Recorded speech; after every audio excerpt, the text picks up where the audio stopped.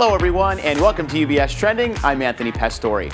Sustainability, it is certainly top of mind and continues to be one of the key investment ideas for the UBS Chief Investment Office. And of course, we've spoken about it many times on this program.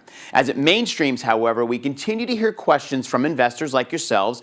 And in the markets, there is broad debate on sustainable investing, impact, and ESG as well. So to address all those questions and of course do some myth busting, we're producing a 4-part series called You Asked, We Answered. Last week on part 1, we covered the topic, what is a sustainable company and how do I know if I have any impact? So today's conversation, we've got Amantia Muhyiddini here with me from the Chief Investment Office to discuss what investing sustainably looks like in practice, in your portfolio, and how it all comes together for you as an investment. So Amantia, thank you for joining us again. Good to see you. Great to see you too. So this is a great topic. I love that we're doing part 2 now. So as I said in the intro, we talked more about what is SI, how are you making an impact? But the next question, which we've got 3 more parts here. So for part 2 today, we're talking about what a sustainable investing portfolio looks like in practice. So how do you think about sustainability in the context of investing? Sure. I mean, look, as we're moving from what is it to how do I do it, how do I invest, the number one takeaway to keep in mind is that this is about weaving in sustainability objectives with investor objectives. And so we have to consider sustainability hand in hand really as kind of the other side of the coin of building diversified investment portfolios that work towards an investor's risk return objective. So that is the number one really starting place for our conversation. Terrific. And I know one of the assumptions we hear a lot of times from investors, and we've spoken about this here on sustainable investing, is that SI implies taking an exclusions approach, which means you leave certain companies or sectors completely out of a portfolio. Is that the best, or maybe a better way to ask that question, is it the most common way that investors are investing within SI right now? Very good question. So it's definitely one of the assumptions that we hear people make. And look, exclusions, screening out some names or sometimes entire sectors is still used to be the main way in which investors implemented sustainability-focused strategies.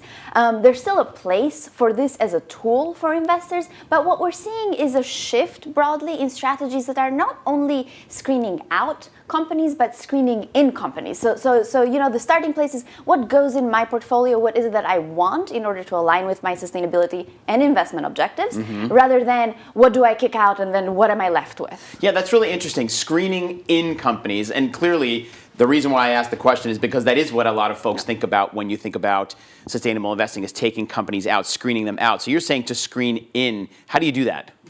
I mean, multiple ways, many approaches. To make it simple, let's say there are 2 ways of thinking about a company from a sustainability perspective, what we discussed last time, right? You can look at a company from an operational perspective, meaning what is it doing in its operations, and as well we can look at it from a solutions perspective. So what are you financing? What is the company deriving revenue from?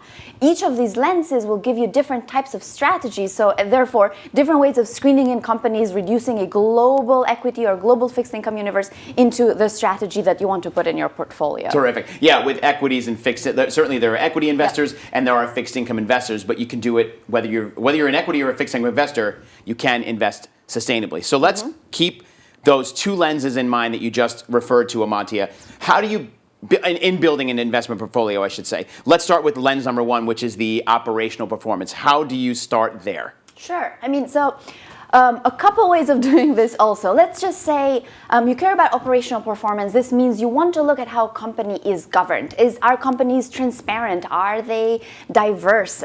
Do they have efficient use of resources? Do they have relatively low carbon footprint? And really, I'm making relative statements here, but you can look at companies and say, in this point in time, what do they look like from this environmental, social, and governance perspective? And then how do you apply this lens to build a portfolio? Well, one thing you could do is say, I want to pick the companies that are best in class, the leaders on these ESG topics. And that you can apply to any investment universe. You can say, I'm interested in emerging markets, and I will look for ESG leaders in emerging markets across all sectors. And so you have a diversified portfolio of ESG leaders. But you can take another look. Instead of saying, at this point in time, what do companies look like? You can say, well, what are the companies that are improving on ESG? That's a different strategy.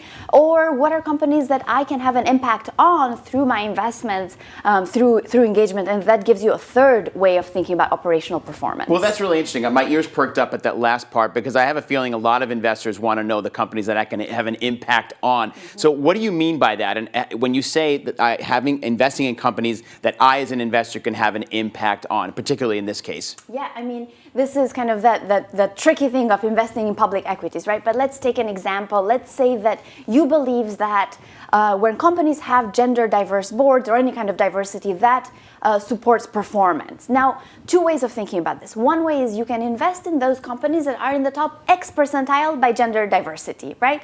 And that's that ESG leaders approach. The other way is to say companies are not quite there yet, but by engaging or investing through managers that engage with the management of those companies, we will move them over time to reach those, let's call it diversity goals, but it could be any objective that you have. So this second engagement approach, that could be its own investment strategy, and it's potentially more impactful as well. So it can be a very extensive screening process depending on the individual investor objectives. Yes, exactly. And see, you're saying extensive screening. We're moving so far away from just saying what are the industries I don't want. We're looking at all of these different lenses here. That's right, which is really fascinating part of this. That's why you could really go deep when you talk about sustainable investing. So it's good that we're keeping it a little bit top heavy right now because it really can get very detailed and more confusing. This is great as an explanation. So there are these distinct ways in which you can invest, which we've determined, but you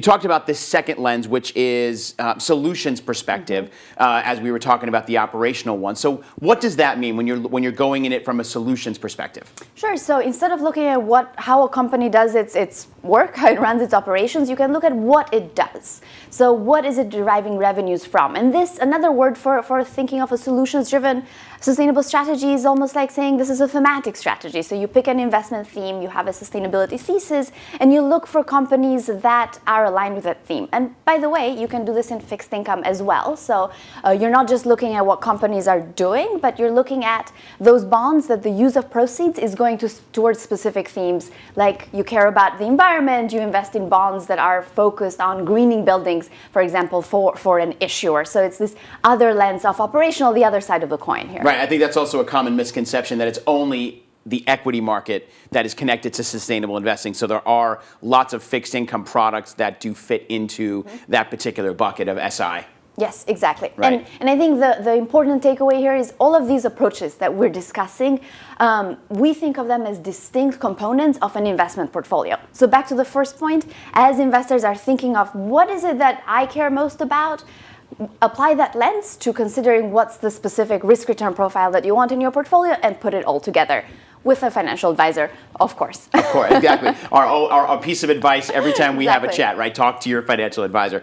Amantia, thank you. So give us a little tease. What are we talking about in episode 3 of this 4-part series? Performance. There we Often go. the first question where we start, we kept it to the third one, but we'll discuss, what does performance look like? Do I have to give up returns to invest sustainably according to all of these different ways? Terrific. Yeah, we have to build the house. So the foundation we got for the first 2 parts. Now we're talking about the performance aspect in the next episode, which I'm really looking forward to chatting about with you, Amantia. Thanks for joining me. Thank you, Anthony. Good to see you. And for more information and access to UBS content, specifically when it comes to SI, you can visit our website, ubs.com/sustainable-investing. There's lots of great content up there from the Chief Investment Office and many other areas from around UBS. And you can also check out all of our content on social media, Facebook, Instagram, LinkedIn, Twitter, plus all of our past UBS Trending episodes are available on demand. And as Amantia said, make sure to talk to your financial advisor when you have questions about anything we spoke about today, about your portfolio, about your investment objectives, and particularly when it comes to questions you have about investing sustainably. Until next time, I'm Anthony Pastore. Have a great day, everyone, and remember to keep your eyes on what's trending. We'll see you back here for part 3 of this special SI series. Thanks again.